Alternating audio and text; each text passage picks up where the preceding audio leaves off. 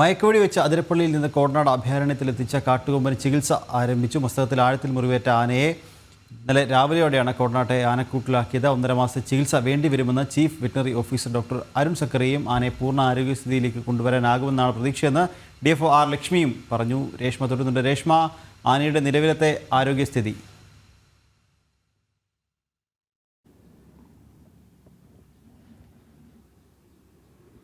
നിഖിൽ, നിലവിൽ ആനയുടെ ആരോഗ്യസ്ഥിതി ഗുരുതരം തന്നെയാണ്. പക്ഷെ തീറ്റ കഴിച്ചു തുടങ്ങി, അതുകൊണ്ട് ഭക്ഷണം എടുക്കുന്നതിൽ ബുദ്ധിമുട്ടില്ല എന്നുള്ള ഒരു നിഗമനത്തിൽ തന്നെയാണ് വിദഗ്ധ സംഘമുള്ളത്.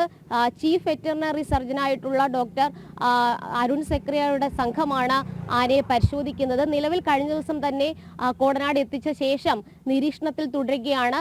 ഒപ്പം തന്നെ സ്വാഭാവിക ജീവിതത്തിലേക്ക് ആന കടക്കാനുള്ള ഒരു സാധ്യത 30% മാത്രമെന്നാണ് നിലവിലെ നിഗമനത്തിൽ ഉള്ളത്. എന്തായാലും വിദഗ്ധ സംഘത്തെ പ്രതിനിധീകരിച്ചുകൊണ്ട് അല്ലെങ്കിൽ വിദഗ്ധ സംഘം തയ്യാറാക്കുന്ന പദ്ധതി പ്രകാരമായിരിക്കും ഇനി ചികിത്സ മുന്നോട്ട് പോവുക. ഇതിനു വേണ്ടിയിട്ട് ഒരു പാനൽ തയ്യാറാക്കുന്നതിനുള്ള ഒരു ശ്രമത്തിലേക്കാണ് ഇനി കടക്കുക.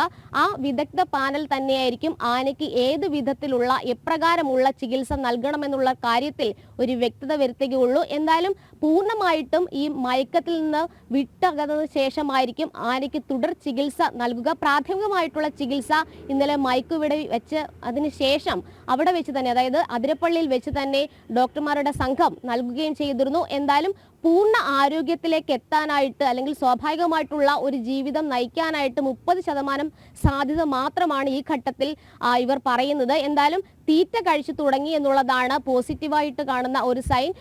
ഭക്ഷണം എടുക്കുന്നതിൽ ബുദ്ധിമുട്ടില്ല എന്നും അരുൺ സക്രിയ വ്യക്തമാക്കുകയും ചെയ്തിട്ടുണ്ട്. ഇനി ഈ പാനൽ തയ്യാറാക്കി, അതായത് വിദഗ്ധ ഡോക്ടർമാരുടെ പാനൽ തയ്യാറാക്കി അവരാണ് ഏത് വിധത്തിൽ ചികിത്സ വേണമെന്നുള്ള കാര്യത്തിൽ ഒരു തീരുമാനം കൈക്കൊള്ളുകയുള്ളൂ. എന്തായാലും മയക്കം കൂടുതൽ, അതായത് പൂർണ്ണമായിട്ടും മയക്കത്തിൽ നിന്ന് മാറിയ ശേഷമായിരിക്കും ആനയ്ക്ക് തുടർ ചികിത്സ നൽകുകയെന്നാണ് അറിയിച്ചിരിക്കുന്നത്. നിഖിൽ.